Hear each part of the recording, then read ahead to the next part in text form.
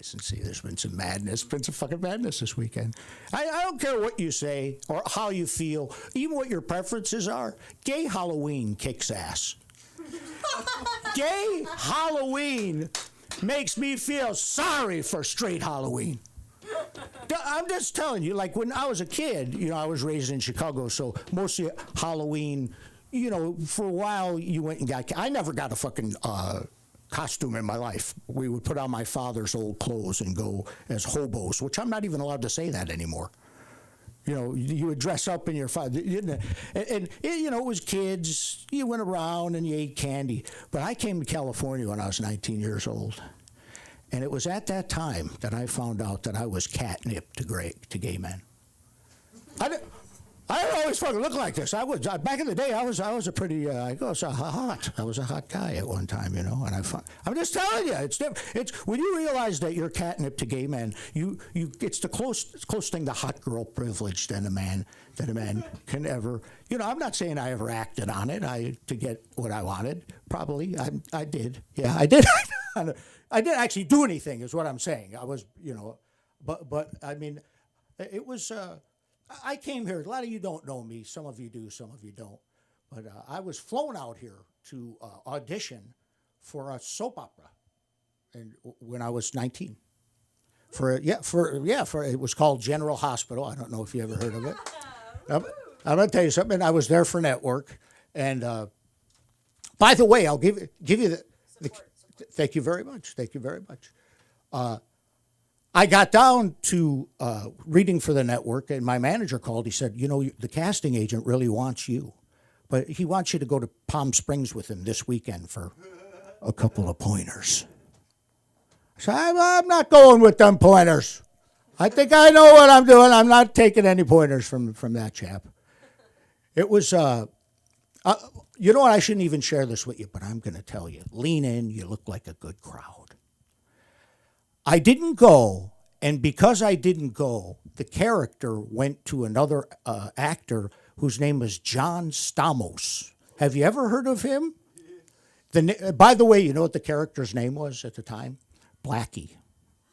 Couldn't do that now. Not with this. No, they could not. But that character actually made John Stamos actually, a round of applause. Without me, you wouldn't have Uncle Jesse. Thank you. That's good. That'll do. I had a controversy over the weekend because my grandson wanted to dress up as Kato from the Green Hornet. Now, I'm going to tell you something. My wife and I went to a very gay Halloween party on Saturday night, and it fucking rocked. You know what I mean? It rocked. My wife went as a slutty Trader Joe's cashier, and I went as Captain Crunch's grinder date. Which looks a lot like a very gay Keebler elf, if you were to look at it. But I had my grandson that day, and he wanted to dress up as Kato. And you're not supposed to dress up as stuff from movies anymore. And also, my sister-in-law had a problem because my grandson is Asian, and dressing him up like Kato could be considered offensive. But are you familiar with Kato? Kato and the Green Hornet? My grandson fucking loves Kato. He loves him. And the other thing is, Kato could kick the Green Hornet's ass. Nobody ever wanted to be the Green Hornet. They wanted to be Kato. Anyway, there's no joke in that. It's just I'm alarmed. I don't know. I don't know what to tell you. Because here's the thing. I am 100% Irish. My wife is 100% Filipina. In Los Angeles, that makes our children tall Mexicans. So for me, where the line is drawn, I've got to be careful because, of course, I've got this going for me. This. It can be good, every year when I do my Christmas shoplifting. I pretty much get a free pass. It takes a lot of the worry out of it. That's what I'm trying to tell you. This is going fucking great, isn't it? Are we having a time? Give yourself a round of applause. You're here. You're putting up with this. I'd like to welcome. Thank you, sister. Thank you for coming. Actually, it's Macklemore. Macklemore is here in the back. Macklemore, thank you for coming, Macklemore. Give a round of applause. Malcolm fucking Moore is here. Who knew? God damn it. Listen, this has been an enthusiastic couple of minutes for me, and I hope it has for you. We're going to go ahead and we're going to get going. Are you ready? Are you guys? First of all, give it up for your first comedian. Come on. Give it up for the one and only Sosa Knight. Come on, Sosa Knight. Give it up for Sosa Knight. Oh, man. How you guys doing tonight? Doing good? All right. So, I just turned 21 recently, like 2 weeks ago. So, I'm feeling good. I'm feeling great. I'm not really like I wouldn't say I'm a party guy. I'm kind of like a chill dude. I just went to dinner. But my friends, they're like, hey, you turned 21. Let's go out. Let's go party. So I'm like, fuck yeah, let's go do it. I'm 21. You don't live forever, right? They fucked me up in 3 strikes. 3 strikes, they fucked my night up. Strike number 1. I'm the designated driver to my 21st birthday. Fucking goofy, you know what I mean? Like, absolutely. So I'm driving up there, right? I got to drive all the way down to Hermosa Beach, which I should have known was a problem because I remember being over there with my mom when she was like 35 and shit. So I was like, I don't remember seeing no bad bitches when I'm over there. I only see cougars, you know what I mean? And I'm not, and I'm a decent looking guy. I don't think I'm at the point in my life where I got to go for older women, So I get down there, we smoke some weed, we get ready, we get into the club. First club of the night we get into, we get denied. Why? I got one friend, dude showed up in fucking shorts. Basketball shorts. We going to the fucking club. Who shows up in basketball shorts? Outrageous. So anyway, we get into the club. I'm tired of this shit already, but I'm like, all right, I'm about to have a good time. USC just won, so I'm happy. I had me a little shot, had me a little beer. I don't want to be a drunk driver or nothing, so I keep my shit low. When we started dancing and everything, and this is where I realized I probably should have invited more people, because I didn't realize my friends, they also didn't go out. They're also not like partiers either. Because when I'm trying to get my dance on, I'm trying to make my moves to the ladies, I keep getting surrounded by them. And we keep making like a dick circle, you know what I mean? Like I'm getting my groove in, everyone's swinging around and shit. And we're a bunch of big dudes. Like, I'm 6'3", my other friend Eric, he's 6'7", Chris is like 5'11", big motherfuckers, So now I just feel weird, you know what I mean? Like, So anyway, we continue to go when we're dancing. And I turn around and I catch this lady's eye. And at first when I looked over, I was like, oh no. This lady must have been like my grandmother's age. Like 60-something years old, you know what I mean? Fat, short. And I'm just like, oh no. So I turn back around. I don't want to discriminate or nothing. But, I just give her a nice little smile, I turn back around and I'm going back to my little dick party, you know what I mean? I'm dancing my thing again. My little dick party, I'm dancing to them. And then I turn back around and she fucking jump scared me. It's like she teleported across the fucking club in like 30 seconds. So this is how I knew I was already in trouble. So I'm dancing, I turn around, I look at her, I'm like, oh fuck. So I turn, I'm like, shit. Then she got a friend though, right here, right? She got a friend. And I didn't get a good glimpse from her friend, but I'm hoping in my mind that maybe she's like a 6, you know what I mean? If she's like a 6, at this point in my night, I'll take it. Fuck, I turn around, she looks fucking worse. I turn back around, go back to the dick party. Because I'm like, I'll just leave that alone. And now that was the end of my night. I don't know how to end my joke. Next joke, we're moving on, all right? Fuck. No, I forgot the next joke. Shit, I'm just going to go on a rant today. So I used to work at this pickle stand. Which I know you're probably like, so the fuck you mean you work at a pickle stand? I know, right? I wish I worked at this pickle stand was at this farmer's market. And this is one of the worst jobs of my life because, number one, I hate pickles. I don't like pickles. Like, I got my ass whooping when I was a little kid because I didn't used to eat pickles. But I took the job anyway because, it paid decent. You know what I mean? And I'm in college. So I took the job, and I already knew I was going to hate the job when I met my manager. And his name was Pickle fucking Steve. Now, first off, fuck Pickle Steve, right? Pickle Steve was one of those weirdos, you know what I mean? He was like a 35-year-old. He worked at a fucking, he was one of those weird managers and shit. He had a fucking... I knew I didn't like him when I saw his pink bow tie with green polka dots. This is how I knew he was fucking unhinged. Because no one walks out the house like that, you know what I mean? So I walk in, I'm like, hey, how you doing? My name's Sosa Knight, how do I start the job? what's the thing? He's like, you gotta be serious about pickles, man. All right, man. Like this is serious. Let me break it down. We got bread batter, sweet and sour. You gotta know the pickles, man. I gotta count on you. I'm like, fucking man. So I'm like, I kind of eat his ass a little bit. I'm like, all right, shake his hand. Hey, okay. I just want the job. I want the $18 an hour. Fuck it. So I come back the next day, and I meet the owner. He's this tall dude, tall, bald dude, kind of looked like Steve Wilkos. He's like the Steve Wilkos of pickles, honestly. You know what I mean? He can't, big fucking tall dude. And he's like, man, you ready for the pickle? You ready for the day? And they hand me a dumbass bow tie. And this how I knew. I was like, man, fuck. Like, I'm the only nigga up here. Got this fucking bow tie and shit. I'm looking stupid. So I'm sitting. So when I'm sitting there, right, I meet all the other coworkers. And Pickle Steve comes back, and the manager leaves. Pickle Steve comes back. And before all the other coworkers come in, and this is like how most jobs are, in LA. Like, it's like the managers are usually like some cool, like white dudes or something maybe. But the coworkers always like some grimy ass East LA Mexicans and shit. Yeah. And like no matter where you work at, you could be working in Beverly Hills in Whole Foods, and you're gonna be fucking your coworker gonna be Eddie. It's gonna be a little nigga. But they always be the most solid ones, cause like even though I'm black dude, my name's Sosa. I lie and be like, hell yeah, I know Spanish. Oh my, como estás? And they always kind of fucking buy it, and they kind of fuck with me after that. You know what I mean? So Pickle C comes in. Pickle C's talking to me. Pickle C's like, first off, don't friend the coworkers, cause I'm trying to fire them. I said, dude, don't fucking tell me that. Like now I gotta treat them fucking weird. You know what I mean? Like, you don't put that kind of pressure on me. You know what I mean? Like, I'll just here for the job. So Pickle C's telling me all this shit. He's bad-mouthing these fucking coworkers. He's like, they fucking suck. They never want to work. They never do anything. But that's because Pickle Steve wants you to do the weirdest shit. Like, Pickle Steve was the type of dude where I will be I'll be at work, and I'll just look at my phone like this, and I'll get a text, get off your phone. Like, nigga, you're off at work. Like, don't you got hobbies, bro? Why are you looking at me at the pickle stand? You know what I mean? Like, God fucking damn. Like, this is me personally. If I was the manager of the pickle stand, you're not gonna catch me on my computer, 7 o'clock in the afternoon, staring at some black dude selling fucking pickles. No.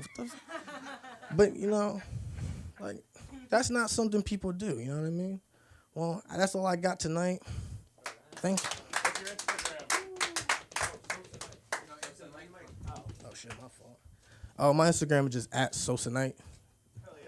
Give it up for Sosa Night, come on! Fuck Pickle Steve. Yeah. Fuck Pickle Steve. The idea that you would actually have, you don't even fucking like pickles, but you were willing to step up and work in a pickle-related business. Yeah, that deserves a round of applause. I think so. Sister, may I ask, are you with any particular order or? The Jesuits. The Jesuits. Oh, the Jesuits. Thank you. Round of applause for the Jesuits. You never know who's going to be here. I went to Catholic school, so it's a little traumatic for me to actually see you here. Yeah, a little bit. Anybody here Catholic? Not even the nun? Even the nun is not Catholic. You're Catholic? Ex-Catholic. Well, it's kind of like being in the Marine Corps. Once you've been in, you're traumatized for life. Yeah. I was an altar boy. Oh, I was. That. Are you okay? Yeah. Well, I'm sorting that out now as we speak. Yeah. Well, it means that religion was important to me as a young man. I had access to the communal wine, and my first sexual experience wasn't my choice. That's basically it. That's what it says in a nutshell.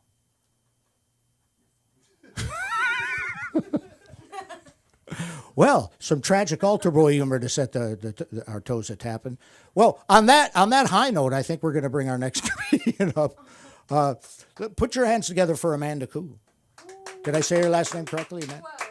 Amanda Quo. Put it together for Amanda Quo. Thank you so much.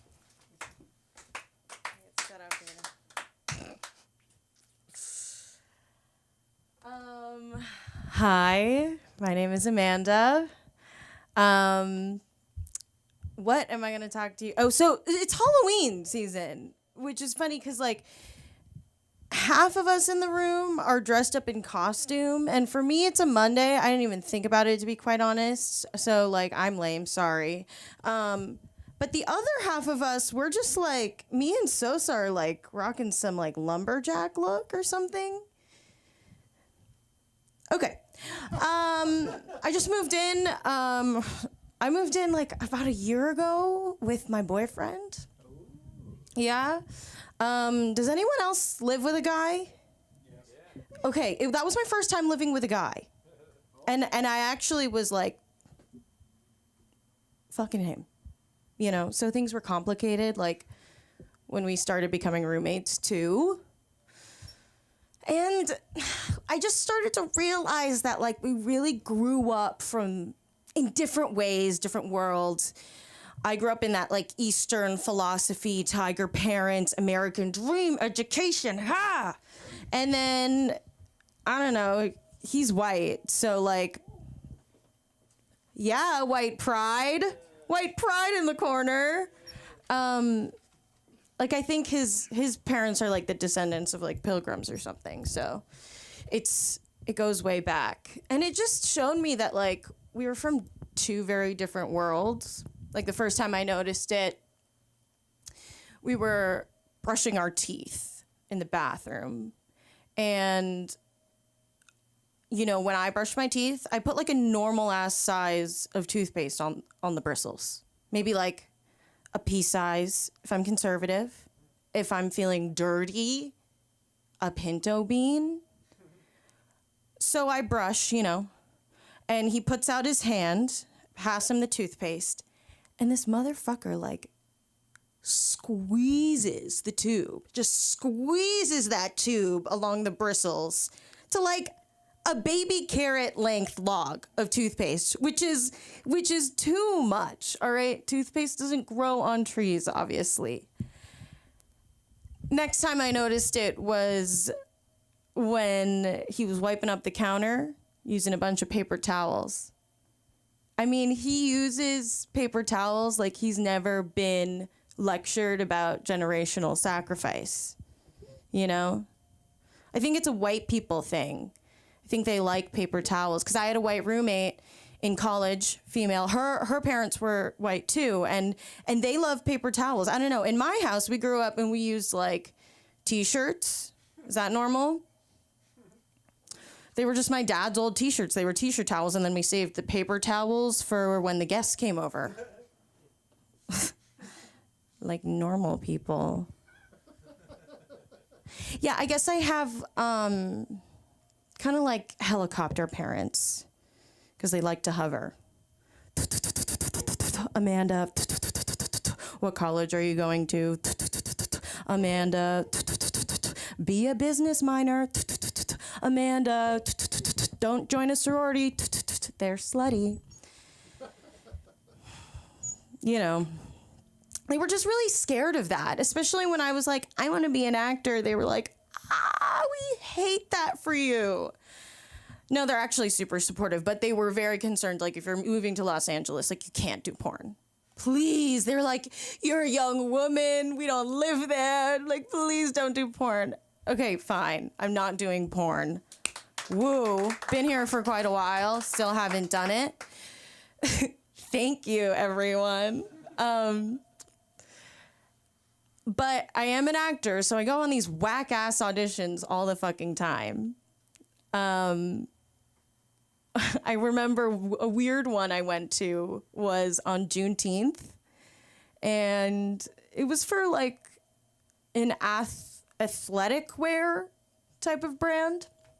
So, I don't know, I dress up in, like, fucking leggings and, like, some, you know, athleisure shit. And I get there and they're like, so actually, we're just gonna do feet. So everyone sit down, take off your shoes, take off your socks, and we're just gonna record your feet.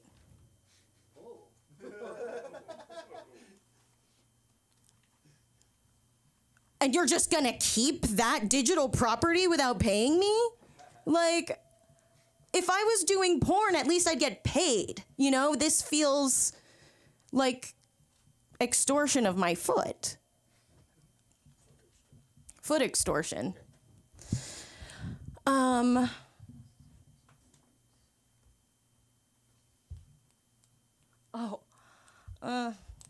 lost that. Has anyone ever been to summer camp? Did anyone ever go to summer camp as a kid? One nod here. Yeah. So almost everyone in this room. Yeah, I went to summer camp too. It was fun. It was different. Where's your summer camp over here, White Pride Man? Minnesota. Wow. I've never been there. And I don't really want to. Where was your camp? Yeah. Idlewild. Is that a state? Where is that? It's a mountain range. East there. Oh. I'm from Boston, so I'm not like a California girly. I feel like a lot of people stay in California who are from California. Who else is from California? 1, 2. Okay, like half.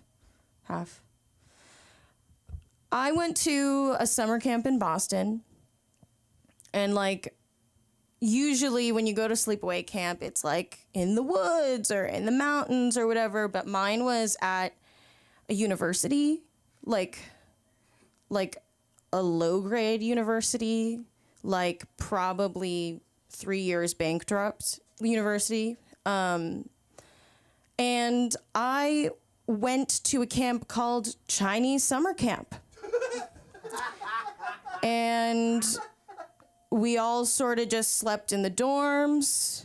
We congregated. We played yo-yo. We did like folk dancey things, and obviously math class was a part of it. And it was enriching. It was super enriching. And, you know, I still talk to those people. They're really close to me. Chinese camp was just missing that sexual charge that I was looking for at a summer camp. You know, like, has anyone seen Big Mouth? All they can think about are rubbing their dicks on other people's bushes, you know? I wanted that. My friend, Jean, she is Russian, part of this Russian community. And from my town, the Russians and the Asians were tight. And she goes, okay, come to Russian School of Math summer camp with me. And I'm like, why? She's like, it's slutty. And I guarantee you, it fucking was. That's where I learned that some girls have pink nipples. That's where I learned that you can't trim your bush with arts and crafts scissors.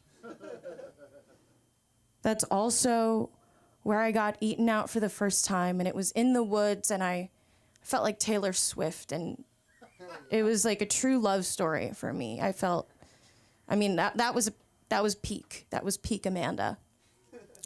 And the rest has been downhill. I'm Amanda. You can follow me on amanda.ofcourse. Thank you so much. Give it up for Amanda. Amanda, give it up for peak Amanda. Peak fucking Amanda. I'll tell you that second camp was way sluttier than that first one. It was, oh man, those Russians, they know how to do it. Yeah, they fucking just know how to do it. Sister knows. Yeah, baby.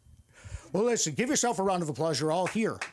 You're all fucking here. You're not sitting at home contemplating coming here. You're here. And I mean, some of you probably came a long way. Gas is fucking, gas. I don't even buy it anymore. I just buy cocaine and run everywhere. All right. Not a cocaine crowd, I guess. Let's go on to, can we get a round of applause for our next comedian? This next comedian, and Sister and Macklemore, give your names, your government names to that gentleman there, or that gentleman, and they'll add it to my list. You guys are both coming up, right? Yeah. All right, man. Looking forward to it. Looking forward to it. Just call them up in their state. Just call them up like Sister. Well, let's get a stage name for it. Do you mind if I get their stage name real quick? Well, what's it? Sister Hank. Sister Hank. I love it. And you, sir? Just Ken. Just Ken. God damn it. Just, ladies and gentlemen, Sister Hank and Just Ken. Thank you. Thank you. Well, I want to say thank you for being here.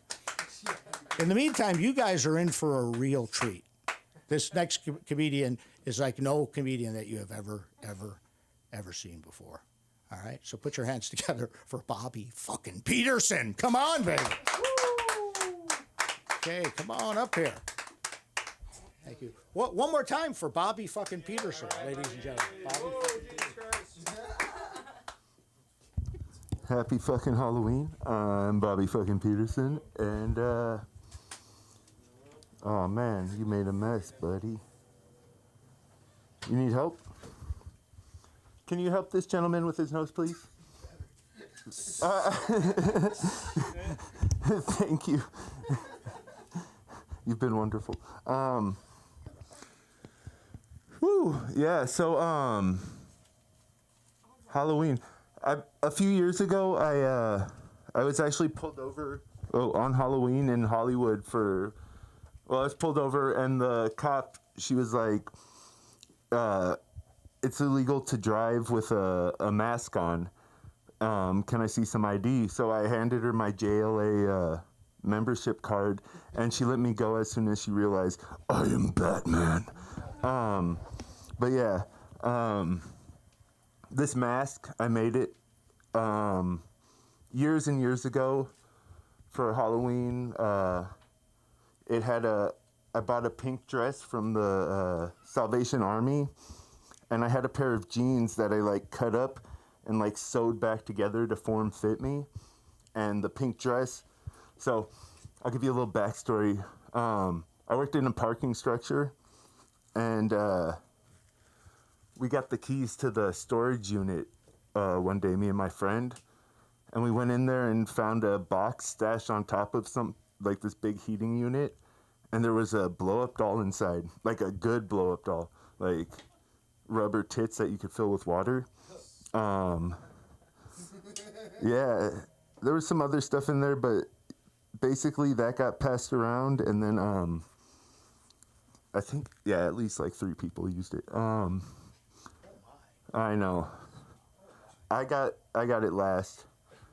But yeah, what I did with it was I cut the face off.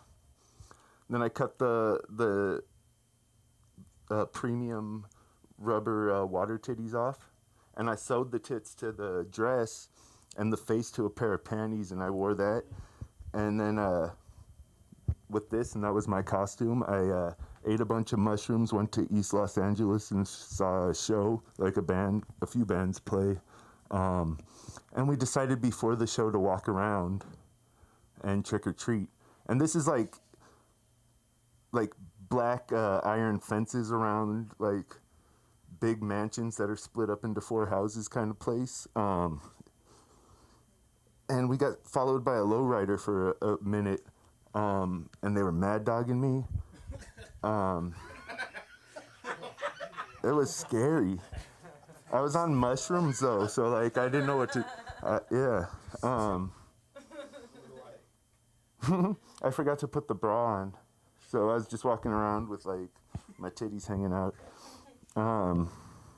Yeah, but I didn't really think ahead too much on this. What I was gonna do tonight. Halloween. I don't have any really good Halloween stories, honestly, other than the getting pulled over one. I already told it. I am Batman. Come on. Speaking of, this one time I was,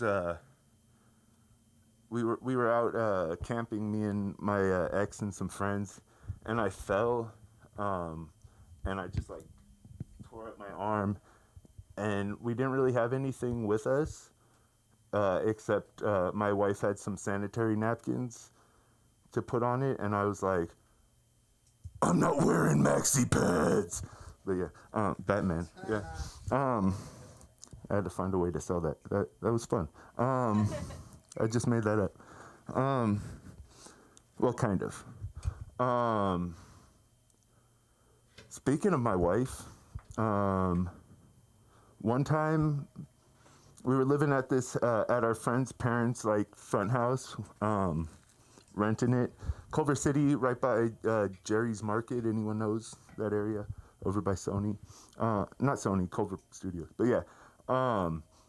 So one night we're going to bed. She comes in from the bathroom, and we make sweet love. And we both finish. You know how it works. And I smell shit. Like hard, like nasty shit. And I'm like, what's going on? We turn on the lights, and there's shit everywhere. Everywhere. Legs, bedding. She had stepped in our new puppy shit on the way back from the bathroom in the hallway, and somehow didn't fucking notice that she, like, it was a lot of shit. And it was fresh. Like, I don't know how she didn't feel that. Either way.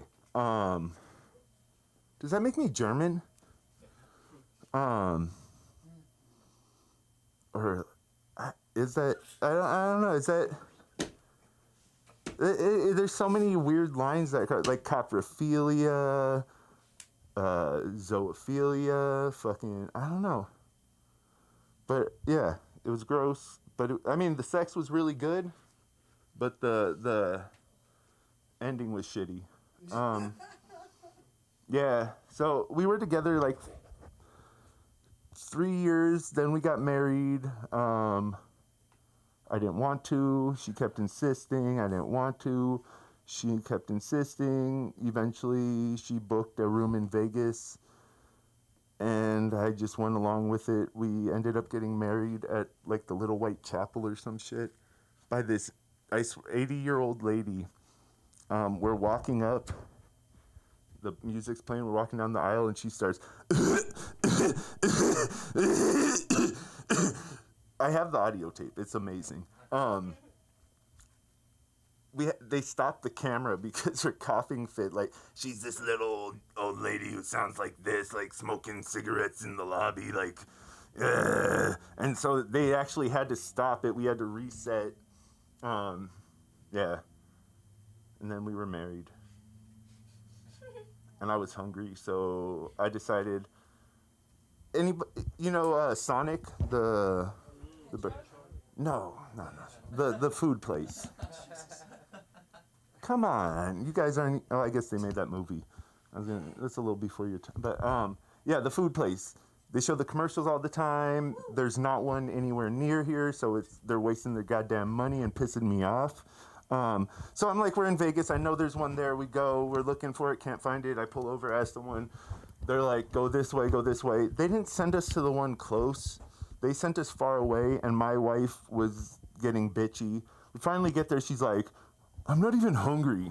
So I order a bunch of food. I eat it all. We get back. She's complaining. We have to order room service. I don't know, women. That's pretty much all I got there. Yeah, there's some fucking shit. I don't know. So yeah, she ate. Another cool thing is the night before we got married, we actually went to see Bob Saget and Jeff Ross open for him. So that was pretty badass. That's just a brag. That was fucking cool. Yeah, so we were married. The way we met was through sexual harassment, actually. She used to throw stuff at me and tease me because I'm really shy and quiet. One day she comes up and grabs me by the dick and says, I knew it was big. She got fired and we got married. And then eventually we got divorced. Or you can come in, it's all right. Oh, sorry, Albert. I didn't realize. Oh, it's Bobby under here. Yeah. Yeah, so we got divorced. She left me for a bigger chin. I have a big chin, just so you can see. But this chick had like a Jay Leno chin. And I didn't make her gay. No, I think she's just a size queen. Yeah, big fucking chin, like impressive. So I get it. It was a big chin. I don't know. Last time I saw my wife, I woke up in my car.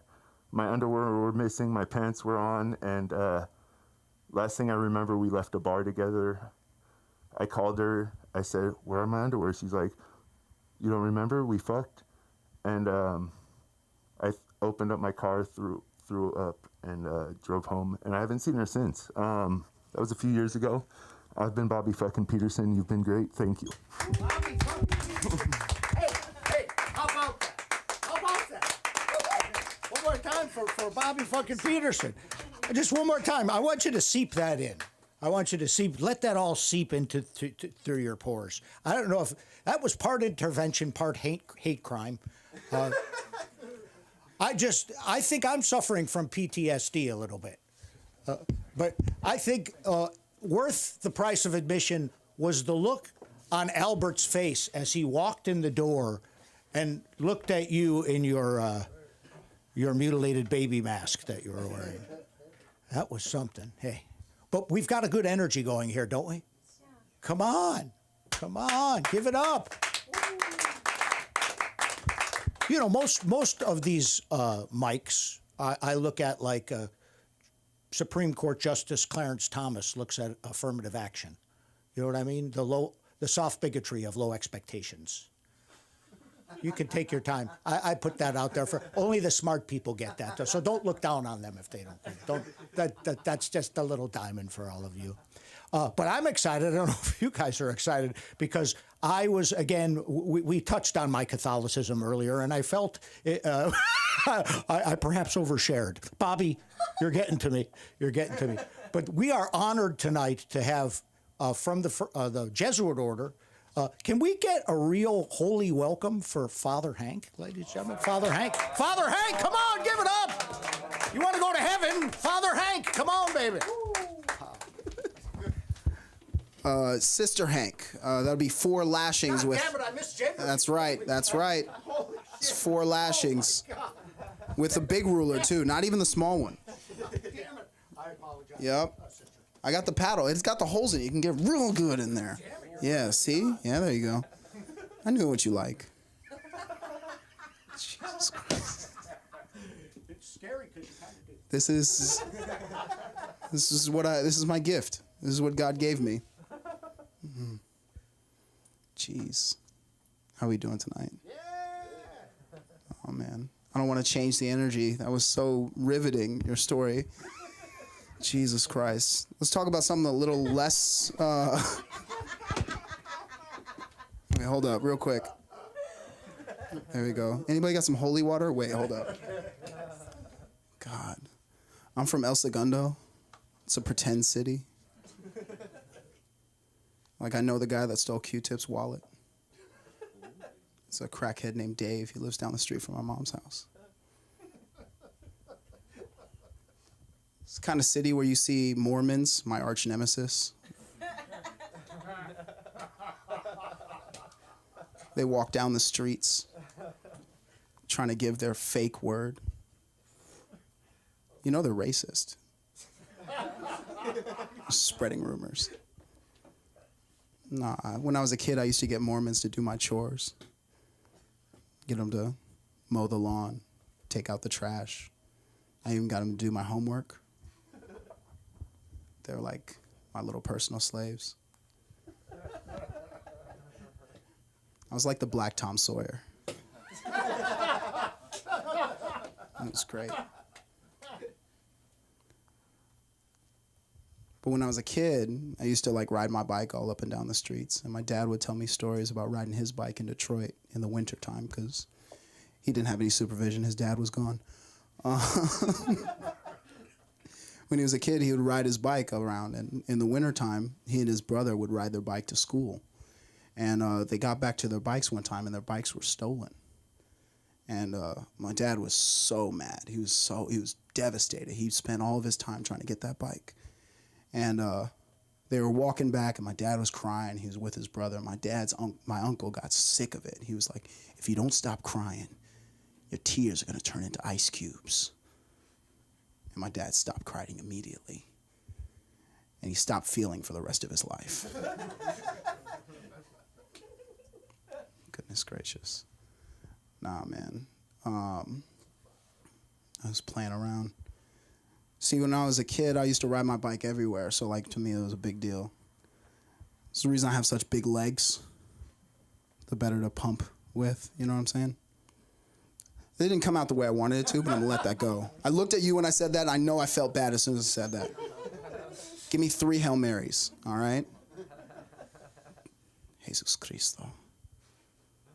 When I was a kid, my first language was Spanish because my mom didn't take care of me either. I had no supervision, guys. I had a Mexican, like abuela, to like teach me stuff. So for the first 3 years of my life, I only spoke Spanish. So like my mom didn't understand a word I was saying. I'd be like, Mami, ¿quieres más uvas, por favor? She's like, boy, what are you saying? I'd be like, no quieren lavarse las plátanos. She's like, boy, do the dishes. No quieren. Anyway, I'm so stupid. I'm Creole. If you can't tell by the light skinness, I listen to Drake exclusively. So this Catholicism thing really fits in with me. My grandmother was a Catholic, but she also believed in voodoo, so we don't know where that goes. You know what I'm saying? Either I'm blessed or I'm cursed. It's one or the other. Either way, there's zombies coming, and you guys don't know about it. So I'm Creole, and I went to a family reunion recently, and when I was a kid, my mom used to teach me like how to make gumbo. She said it's a man's dish, like it's a dish that the man's supposed to make. And like to make a gumbo, like make a good gumbo, the base of it is going to be the roux. And if you guys don't know anything about the gumbo, the roux is like what binds everything together. And what you put in it is anything that crawls, slithers, swims, or flies. And you put it in the pot and you boil it up. Now the key is making a good roux. And the best way to make a good roux, my mom always said, is to look at the back of your hand. And my mom's light-skinned, so she never made a good gumbo. But if you look and you pay attention, when you're making the roux, it makes the color of the back of your hand. The reason why women don't make gumbo is because Creole men never marry a light-skinned woman. No, that doesn't always land. That's okay. That's okay. Anyway, at that same family reunion, I found out my cousin was a thought. You know, that hoe over there? So, like, as a family, we all, like, exchange information. I get her Instagram, and it's like, oh, okay, we'll keep in touch. I see her the next weekend twerking her ass off on Instagram. I'm like, damn. And I know her financial situation, too, man. So I know she's this close to getting an OnlyFans. And when she does, I'm going to slide in her DMs like, can I get a family discount? Oh. Incest, baby. We're known for it. Creole. Sac passe. Ashante. Voulez-vous. Start talking in drag terms. I went to a drag show a couple weekends ago with my little sister trying to bond, you know. And it was great. It was fucking awesome. Like, I had a blast. Like, they were playing all my favorite music. Tina Turner, Diana Ross, and Donna Summer. You already know. It was great. Love to Love Me. It was great. And those drag queens, they are whores. They will take money from anybody. You know what I'm saying? And I was out there giving them my $1 bills, my hard-earned money. And I had a blast. And I had an epiphany while I was there that drag queens are just gay men making fun of their female best friends that are whores too. Because they do it better. They dress better. They dance better. They do everything better. Their makeup is better. And they really want it, you know? They really go for it. And I really respect that, you know? So I was talking to one of the drag queens after the show.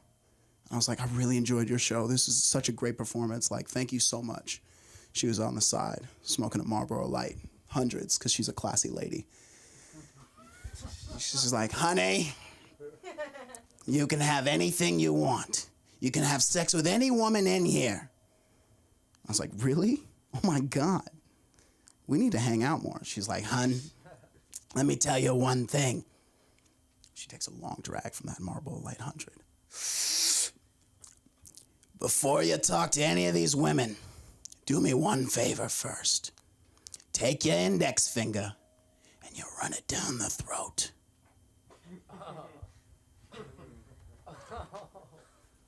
If you feel a bump, run away. 'Cause you're making a choice. I was like, holy shit, I didn't know drag queens are so transphobic. So I told her, I was like, I want to get more advice from you. Can we talk? Can I get your phone number? She's like, of course. My phone number is 911. So I got her Instagram. We had brunch the next day. Oh, man. Thank you. I've been having a good time playing around recently. Reading this book lately. It's about like German cars, like the Volkswagen, the history of Volkswagen. The beginning of the story is talking about like Ferdinand Porsche, and they juxtapose his life with another famous German person. And they talk about Ferdinand Porsche. He was this genius that was misunderstood by his father, and he ended up being like he was pioneer in the engineering field in Germany. He changed the world. And they juxtaposed him with Adolf Hitler. And it was weird because it was like my dad and I were chatting about this book, and he was like, Hitler, he had trouble with his father. He didn't do very well. Hitler didn't clean the bathroom. Hitler didn't lift the seat. I was like, Dad, are you just trying to say I was a bad kid? Like, I get it. Like, it's just like, I'm not that bad. Like, there's more to that. I'll figure it out. I've just been making jokes to my dad. It's like, oh, what else did Hitler not do? His dishes? Jesus Christ. Trying to make me out to be the bad guy. Shit, I already got the light. What was the other thing I wanted to play around with? I'm gonna leave it alone. Thanks, guys. You've been fun. You can follow me at Hank Doby on Instagram. I'm the Creole nightmare next door. Thank you. Hank Doty! Sister Hank Doty, pardon me, Sister Hank Doty. Give it up. I love that man. I will say this. I'm an ally from way back. I was actually a pallbearer at a drag queen's funeral in 1987. You look at me like that's nothing, but Ronald Reagan was president at the time. It was a fucking different time. I'm just trying to tell you. And I wanted you guys to realize something. You're here. This is what you aspire to do. This fucking guy had a run on Hitler that was fucking hilarious. Look, I'm not saying Hitler's funny. I don't mean to say that at all. But, he didn't have any Jewish writers. So, anyway, we're going to go ahead. And we're gonna move right the fuck along. I feel, Amanda, it is time to move right the fuck along. And bring up this next comedian. I think we're in for a treat, ladies and gentlemen. I'm not the least bit homosexual, but he's hot. I'm telling you, he's a fucking hot. If he ever went to jail, I would love to go with him. He's a hot fucking guy. I was thinking of inviting him back to my place for a little light Greco-Roman wrestling after the show, but that remains to be seen, ladies and gentlemen. But let's get hot for the one and only Just Ken. Just Ken, ladies and gentlemen. Just Ken. That's all. Just Ken.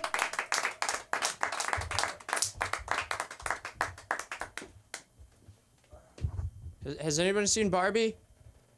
I lost her on the way to beach. Speaking of beach, I'm a bit of a pro. it comes to beach, the most important part is wave. And when wave hits sand, and not just all the sand, each speck of sand matters. Because each speck makes up beach. So wave can hit beach. And it's really about time. And the sands of time at beach. And that's the most important part of beach. It's about time and poop. From pelicans hitting the wave. Pelicans poop. Crashing into sand, into beach, where volleyball players dive head first.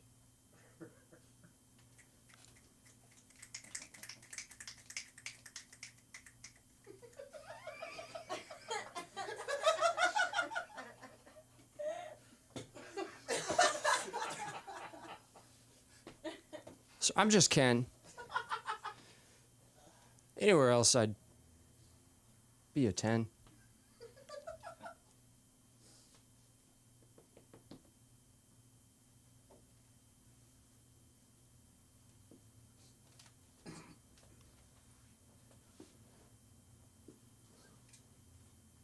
I really miss Barbie. We were at a party at my Mojo Dojo Casa house. And we were doing a little dance routine to Dua Lipa's Pretty Please, choreographed by Michael Cera.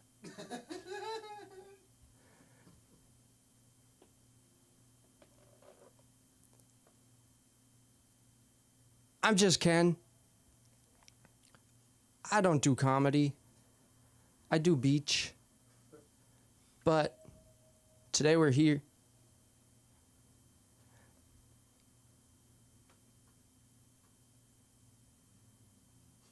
Doing comedy. Which way is the beach? Because I'm thinking Barbie might be. Maybe she got taken out by an undertow. Speaking of toes, that Barbie's feet, huh?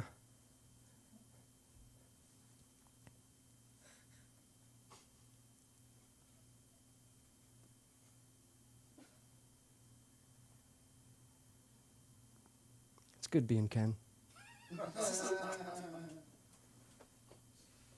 Anywhere else I'd be a 10.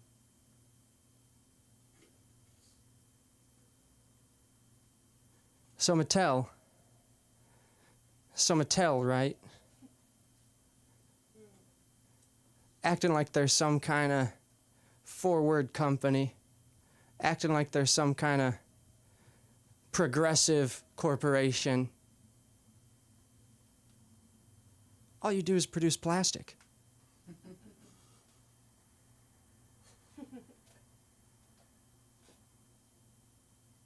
I'm just Ken.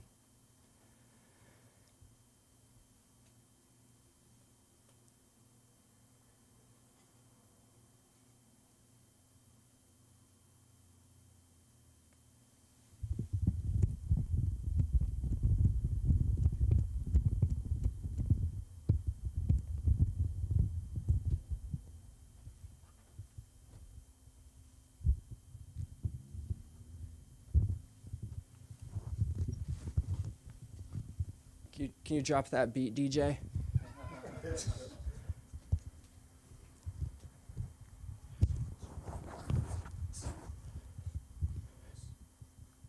Well, I don't know if I've ever been really loved by a hand that's touched me, and I feel like something's got to give, and I'm a little bit angry. Well, you don't know me. I might change. Oh yeah, when just might feel good. I wanna push you around. Well, I will. Well, I will. I wanna take you for granted. Well, I will. Well, I will.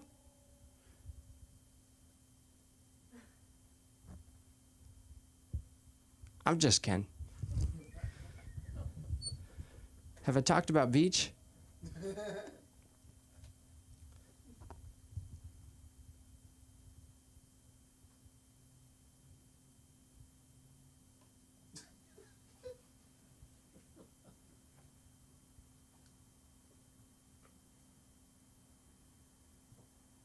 So there comes a point in every Ken's life when you realize that all your parts aren't there. And on that day, a little bit of us feels lost. Like Barbie, who I'm so desperately trying to find.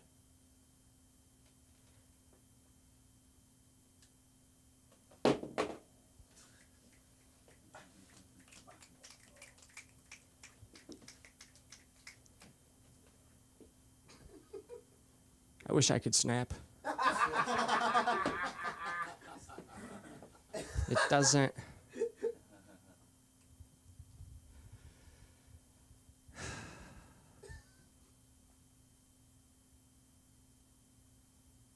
So, I was walking down Venice Boulevard the other day with Barbie. And out of nowhere, a man started coughing right into my mouth. And I liked it. So we took that man back to my Mojo Dojo Casa house and showed him how to beach.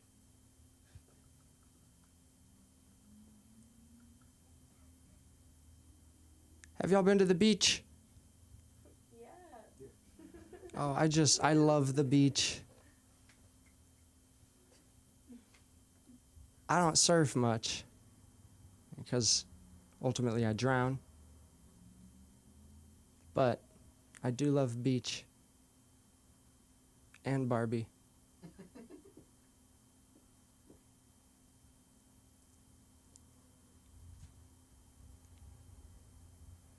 All right, well, I gotta go find Barbie and make sure the patriarchy's doing good. And it was nice seeing you. If you see Barbie, please tell me at Ken Z Foster on Instagram. All right, guys, give it up for Patty. I'm Just Ken. Just Ken, everybody. Just Ken. Give it up for Just Ken. Come on, keep that enthusiasm going. It was Just Ken, ladies and gentlemen. Just Ken. Bobby fucking Peterson. How are you doing, Bobby fucking Peterson? Hey, listen, you guys, he won't say this himself. Just Ken is a very modest guy. He's actually appearing in Kevin Spacey's new... he's playing the ghost of Aaron Carter, by the way. In Kevin Spacey's new TV series, Inappropriately Touched by an Angel. So you guys are gonna want to fucking tune in.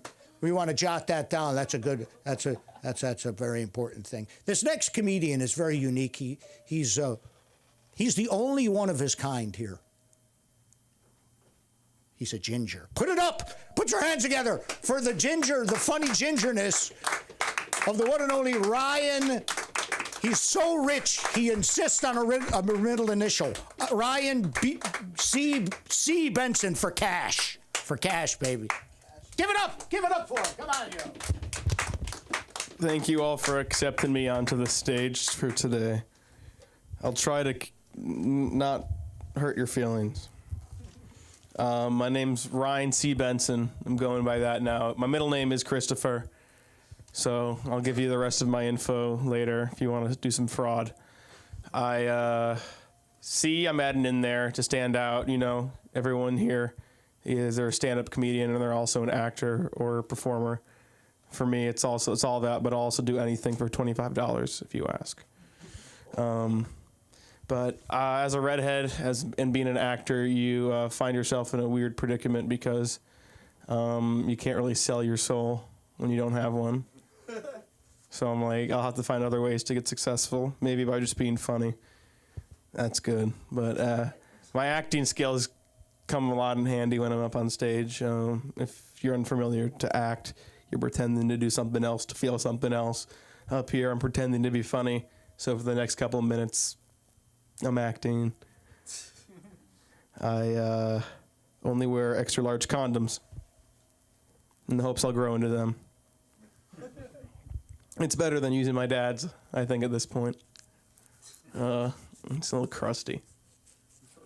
I went to a party yesterday. It was like, so I had to socialize because it's hard socializing, but I hype myself up a lot to go out partying. And then I end up talking to nobody. It's a very common thing for people my age now, or just depressed people, I think.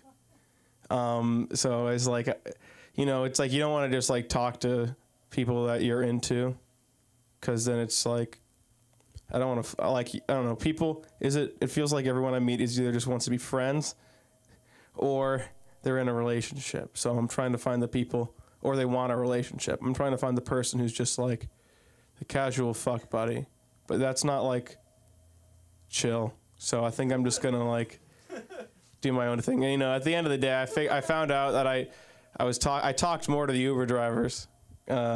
More conversations happened with them, and to be honest, I think I got more out of it than going to the party. So it really just shows you a lot about me. I need one-on-one stuff so I can. I like to say manipulate them into thinking I'm cool, but it's like I can't. When it's in a big setting, and I don't have a mic, and you're not like supposed to look at me, I find it hard, because it's like some people, I feel like in the world of comedy, it's like when you're an introvert and extrovert.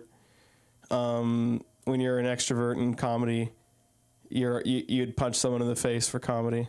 Like out in public, I feel like that's how much you would just use your comedy, and you're okay with just that in public and not caring.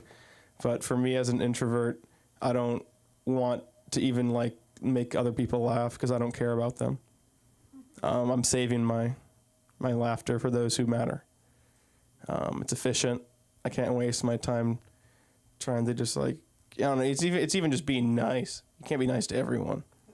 LA is a fucked up place. You only have so much niceness in your day. In traffic, you lose a lot of it. And I make it back when I go to bed. I am gonna be back in therapy soon, so we'll be maybe having less sad tirades of me up here. What else is there even cool about me? I am kind of going for like a metrosexual lumberjack look. Yeah. I mean, you can tell. Lumbersexual. Or you guys are, it's like the new wave of hipsters. Yeah, but I don't know. It's okay. I think like when you see me, I want you to imagine that like during the weekday you could see me like chopping a bunch of wood, but then at the weekends the wood's chopping me. I want to keep you on your feet. I recently saw this study that said, females or the vagina holders, they have more, they produce more tears than penis holders. But then I also just, did more research and I found out men end up using more tissues than women. And there's, some unevenness. It's the penis holders, I think, know what they're doing. And then it's assumed where all the tissues and toilet paper just keeps going. And it's like, why is it in the trash? It's supposed to go in the toilet sometimes. So it gets confusing. I feel like Kleenex is missing out on a big venture here to just target the men who are nutting. Just call it clean nut. And they'd probably just make it a little bit more dudified. And then it says hygiene products for men, like that. And then it'll be cool. Another product that I think should be done is we're in a time of the world of trans people, trans, there's trans fats, and I think we need to accept them. And I feel like even trans people deal with hair loss. It's a very important issue, and I think that Rogaine should step in and make one that's branded specifically for the queer community. Call it Rogaine. And it'll also dye your hair rainbow. But I think it's a little cute thing that I think I'm a better marketer than comedian. I think I could just kind of I don't know. I think my brain's skewed by porn. So I'll fix it. We'll fix it, I think, one day. I heard that it's the main reason everyone's really fucked up now. It's because we all have access to just sex, but back in Patty's day and Albert's day, you had to kill someone just to see a tit. I don't need to do much to see a tit anymore. Some people like to pay for it because they want a connection to the tit. It's nice. As an actor, I have a good imagination, so the connection's eternal. I feel like I can make it myself. But in the real world, it's a bit different. People I'm still figuring it out, I'm young. I'm 22 years old, still in college, about to graduate, coming to this real world. What school do you go to? The Los Angeles Film School. Oh, nice. Is that LA? Where is that in LA? It's in Hollywood. Oh, it's over in Hollywood. I thought, you said you brought the USC game. I go there, but I don't care about sports, so I think you should swap with me. Yeah, no, I'm in the theater program there, and it's okay. I definitely if I had tits, they'd like me more. But there's less guys there, less straight guys, and I'm not really straight, but I'm not gay, so don't fuck with that shit. Well, I gotta do what I gotta do. So it feels, and you could say I'm masculine presenting. If you want to get all PC on it and identify me into a category, which is I think just new eugenics. But you could say I'm cisgender because I like my penis. So that's why I say I'm it's part of you. I don't know why guys they shouldn't. What's wrong with that? It's okay. It's a penis. Other guys have penises. You should embrace the differences in their penises. I bet everyone here has a different penis. Everyone. And I'm going to leave it on that so you guys can ponder each one of your penises. Thank you. I'm Ryan Benson. You can find me on Instagram at ryan.benson or at Levi's in Century City. I'll be there this Sunday. I am really good at putting pants on you, but I'm even better at taking them off. Thank you. Thank you, Patty. Ryan.Benson at Instagram. One more time for Ryan.Benson.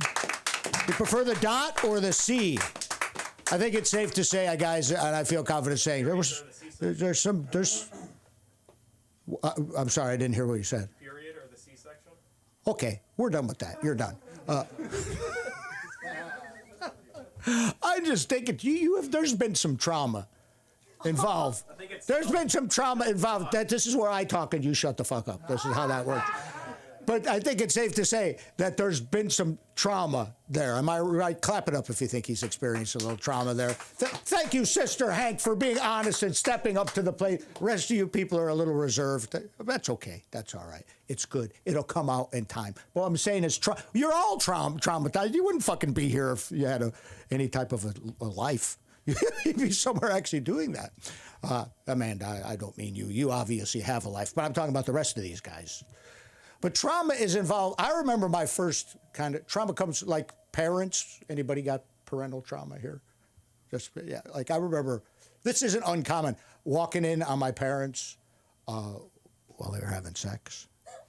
Yeah, it was the most awkward 20 minutes of my life. Almost ruined Christmas dinner that year. We couldn't really eat off that tablecloth ever again.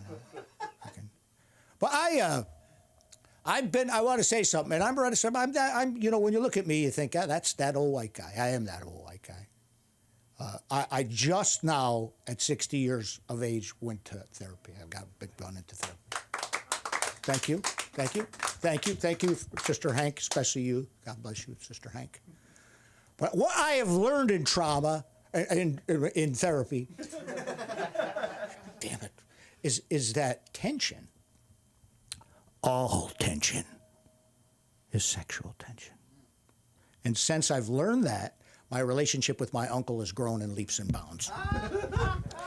All right, we're gonna bring up to the stage here. This man has been doing comedy a long time, longer than a lot of you guys probably been breathing on this here planet Earth. And he's an OG here at the LA School of Comedy. You've seen him on HBO on Laces. You can find him at the Musty Pinata in Pacoima every Thursday. He doesn't perform there. He just stands outside and waves.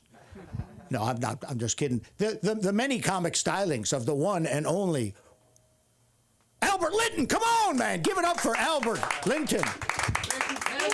Yeah, baby. Yeah. Pow. Pow. I was hoping that, thank you, sir. Yes, sir. I was hoping that you were talking about me, but for a minute there, the credits were like, that's me? I don't think so. I haven't done anything. How you guys doing? I really don't give a shit. I just thought I'd ask. Because I ain't got shit else to do. I was laying around the house all day, so I decided I'd come out and share a couple of ideas, comedy-wise. But, oh, I know. I wanted to tell you I'm a member of the Church of Jesus Christ of Latter-day Saints. So I am indeed the fabled Black Mormon. Yes, he's here. You are looking at him. The famous one and only Black Mormon. Nah. All right. So anyway, I like going to church because I like to look at the young girls at church. They all look so young and so innocent. You know, they're around 50, 60 years old. Yeah. I love them young girls like that, man. They're just ripe for plucking. Maybe 45 can sneak in. But, you know, but you go under 45, you gotta get the fuck out of here, girl. Go, you gotta go, honey. There might be something there, I don't know. That was the first thing I was gonna try at church. Yeah, I'm gonna try that at church.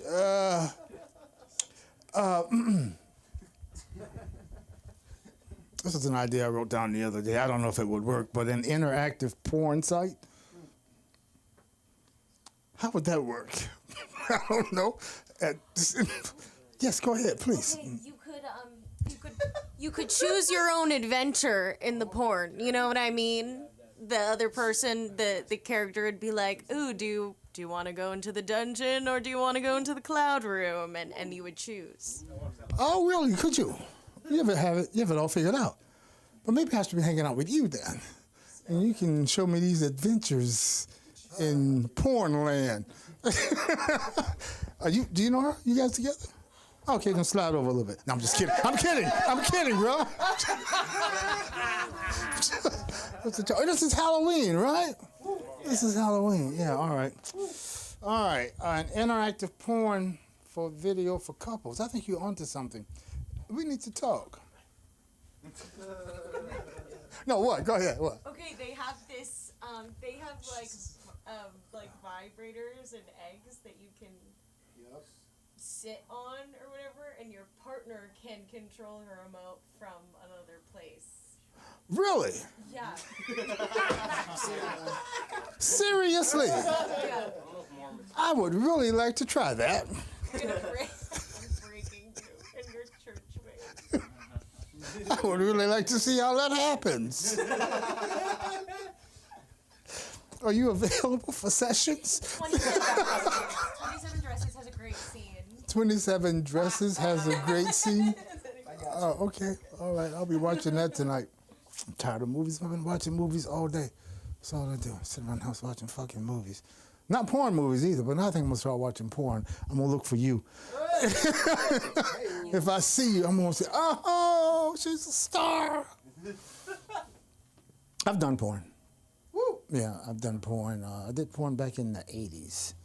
Yeah, and then I just recently just recently did Lace, which is, it's not exactly porn, but there's some pornish. It's like what you see on TV at 12 o'clock at night.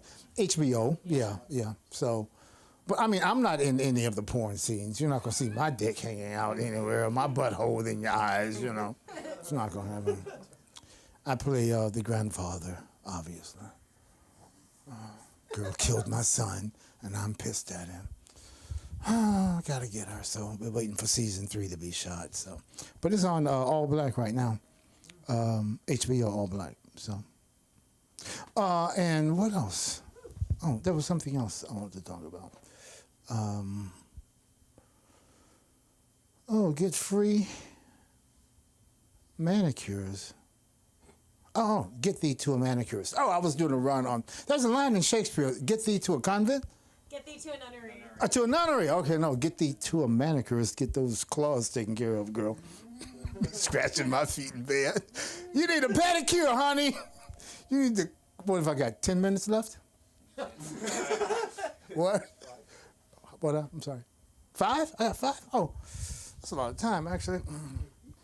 And that's my show. Okay, LASIK surgery. I haven't done LASIK surgery in fucking years, man. My wife, when I was married, wanted to have, her vision was like 20. You know what good vision is, 20/20, right? Which means you can see blop, everything, blop like that. This is 20/20. Well, that's peripheral, right? And then 20/20 means you can see an object that's really small, 20 feet away. Right. Her vision was 20/2500. She couldn't see shit. She thought I was a white guy. And she was white. And she wanted to have a LASIK surgery. It's pretty expensive. But she also wanted to have breast uplifting surgery, which I was all for. But that was like another 13 grand, So it was like, altogether, she was approaching $20,000 for things that she wanted to have done to make herself look better. And I was all for it because, you want the best looking wife when you have one. So we did that. We didn't spend 20, but we spent close. And as soon as she got fixed up to maybe about, a 7 if you turned sideways and looked at her, she left me. She left me for a gay guy. Yeah, I know he was gay because he was better looking than me. No, see, this is the face of a heterosexual man right here. This. You look better than this. You're a faggot. Fuck you.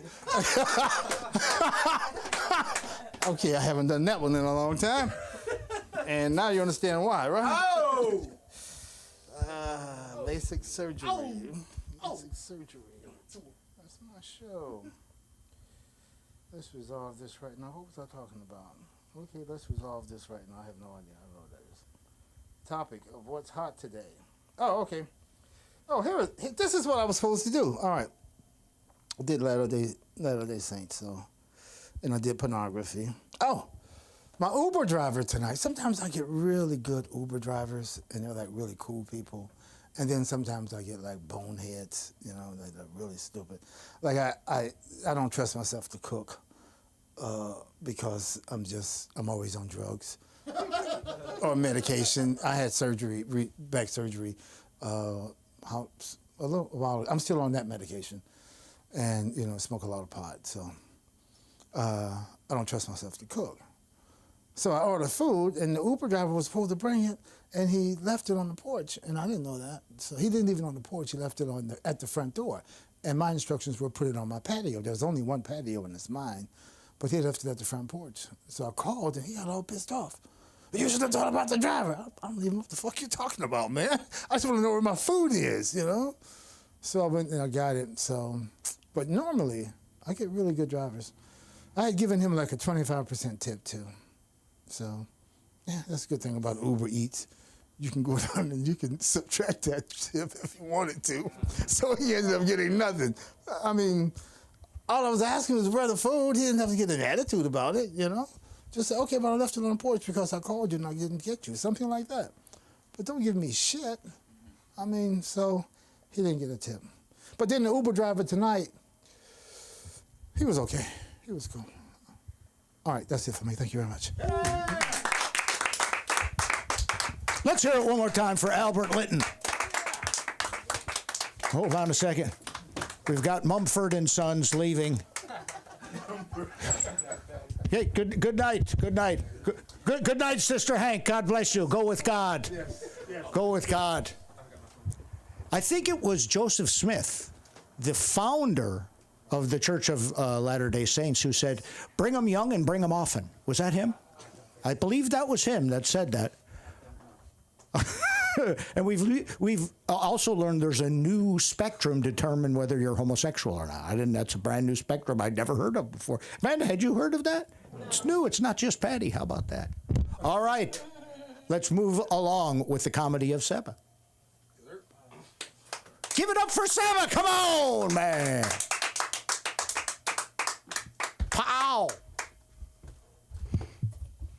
Yo, what's up, guys? I decided like half an hour before coming here. I was like, I'm so fucking tired. I'll just go to a comedy show. I've been changing a lot of diapers. I think I change diapers in a harder way than most parents change diapers because they're adult diapers. Man, that's not fun.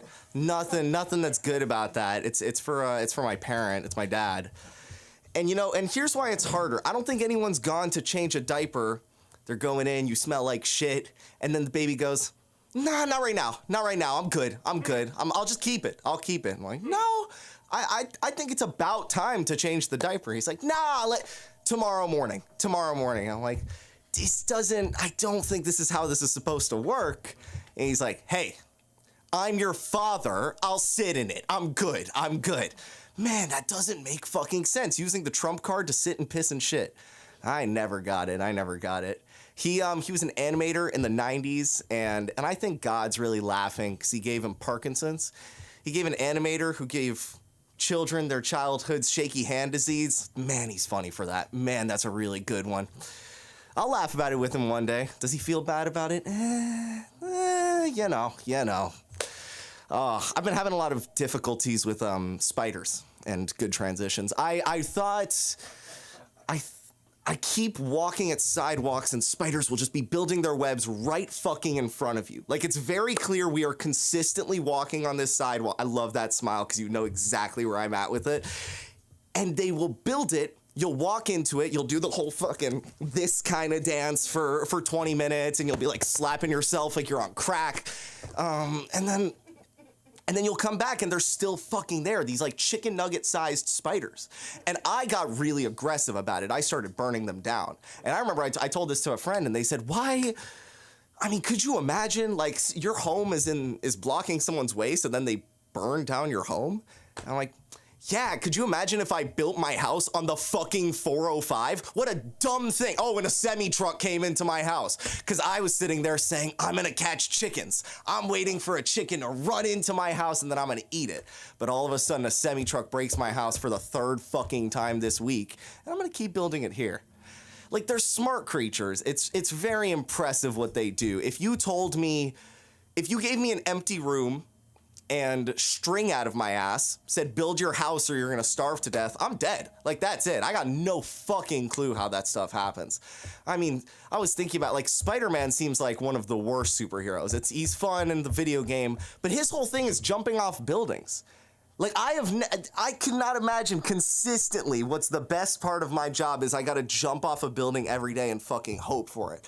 If I get to the bottom, I'm out. That's a splat for Spider-Man. We're out of fucking the best man. It's heartbreaking. It's heartbreaking. I have a really weird relationship with bugs. Mosquitoes, like, it's war now. I love a lot of creatures, but this summer, they've really been fucking attacking us. I remember they got smart with it. Let me start this off by saying I wipe sitting down usually, and it'll make sense. It'll make sense. Give me a second. Give me like 5 seconds. And there's a process where to do that and not get shit on balls, because everyone's thinking about it, I have to lift up balls in one hand, go out from under. Yes. And genuinely, I'm telling you, I've tried a lot of methods. I've shit a lot of times. It works for me. It's fine. But it leaves me exposed. It leaves me like handicapped. I was sitting and there was this mosquito flying around me as I'm shitting. I like wave at it. I don't get it. And it sits on the wall. It sits there for a while, motionless. I go to clean my ass. And in that moment, it starts fucking flying, really trying to come at me, really trying to get it. And I have like my balls in one hand and like my shit napkin in the other, and I'm trying to also fight off this mosquito. It's impossible. There's nothing, I don't understand what this sign is really fighting me, as if I'm not attacking the sign. It's so difficult with them. It's really bad. I'm really just like throwing them around these days. I mean, just the hard slap. I missed the slap the other day, and he was going towards a window, and I just got this little mosquito, got him, chucked him like fucking Hulk against the wall, just for the power, just to fucking win. Do you know how much malaria and how many battles we've been fighting with these motherfuckers? Oh my God. And it's so funny because they're so mildly inconvenient, but man, do they really fuck me up, man. Yeah, happy Halloween, everybody. Yeah, still good with the transitions right now. I was at Spirit the other day, and I don't know, once you've like experienced trauma of life, Halloween's not scary. Like, there's nothing scary about the actual ghosts and ghouls there once you've seen like child molestation in other third world countries, you know? Yeah, I wanted us to sit in the silence of that one. I really wanted us to just sit in the pain of that. Ah, good stuff, good stuff. Yeah, and it was just so, I remember all the different people. There was this guy standing with one of those Skelebaner costumes, where you're a skeleton but have a really big dick. He wore it. And it has like a pump, so you're pumping up the dick. And he was like this really big fucking tatted Latino guy who seemed like he could beat the fuck out of anybody in line. And he was so nervous about it. He was really shy about this costume. Like, he was like holding it to himself, like looking around. He was like calling, like, I don't know about this. Like, can I come back? Can I go look at some costumes? He just was not taking Skelebaner with stride, but he really needed to be it. I think he had a really small dick. I think that's probably what it was, sadly. I wish him the best, though. I remember I got to the front of that line, and they said, do you want to round up? And I actually just didn't want the change. I didn't really care about the children. They can die. It's fine. Get molested in third world countries again. But I gave my, like, extra 23 cents to round up, and they rang a bell. Just ding, ding, ding, ding, ding, ding, ding, ding. Thank you. And I thought, for fucking what? For 23 cents, I kind of look like an asshole with that bell, honestly. I kind of look like, oh, look, this guy did fucking nothing. He's giving pennies to the children. Fuck you, bro. You don't know what I do. I like giving money to the homeless when I'm around friends and then immediately saying, I only do that when I'm in front of people. Consistently. It really trips up their head because they're like, oh, that's so fun. Man, that's so good. But does he really? And they'll never know. They'll never know my true intentions, my true chances, you know, how good of a heart I really do or don't have, you know, really fuck with the head. Oh, man. Yeah, came here with little to nothing tonight. No, it's true. It's really true. And I could tell, you guys can tell. That's a beautiful thing, you know. Let some guy dressed like his mom patched him together last night.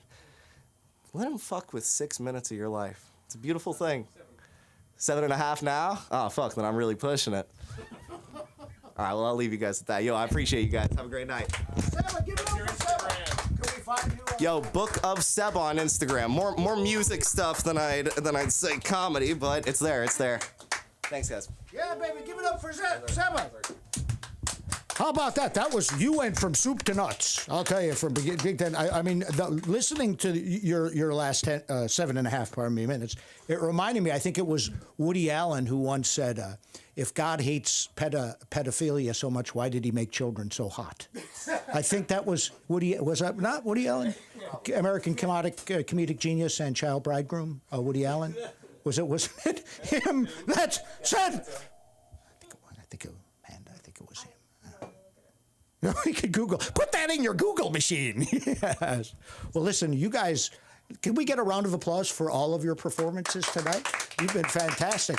Well, we have the headliner coming to the stage, and I hear this guy's very funny, and I heard he actually stopped a sexual assault on the way over here.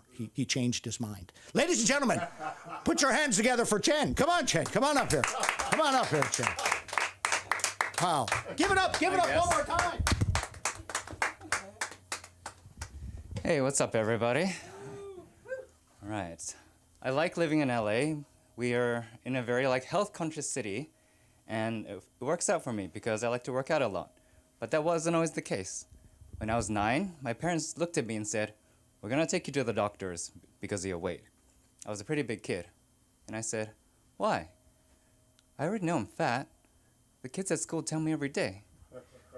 Dad told me 5 minutes ago."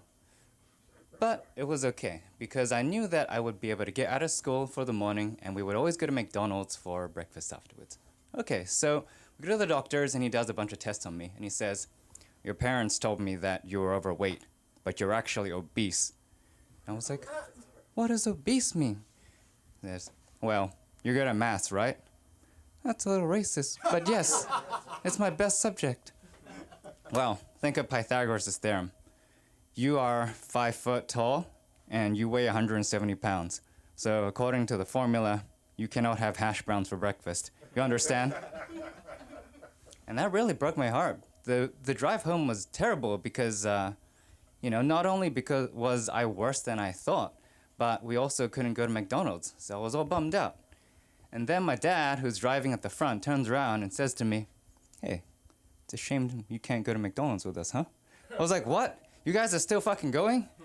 This is bullshit." And the worst part is, you said it as if you had no control over the destination. Like you're like the driver of a tour bus with a predetermined route. Ladies and gentlemen, we are approaching our next destination, the McDonald's on Great South Road. If there are any of you who cannot participate due to health reasons such as food allergies or obesity or something like that, please remain in the vehicle and do not disturb the rest of the passengers. Thank you very much. So, anyway, more than 20 years later, made it out of that. And yeah, but it was very tough. I had a tough childhood. Back then, there was no such thing as body positivity, And I agree with the concept of body positivity. You should be grateful for your body, and there's not just one beautiful body type. But I have to say that the media and the companies these days, they really do a shitty job of conveying that message. So who here has seen a woman's advertisement with something like yoga pants or makeup where they use models of different body sizes? I think we've all seen, advertisements like that. All right, sounds good in theory.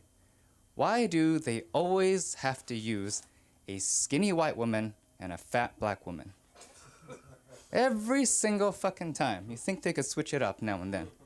It's like, Keira Knightley, come right in. Carrie Hilson, hold on, ma'am. We're doing a body positivity advertisement. You must be lost here.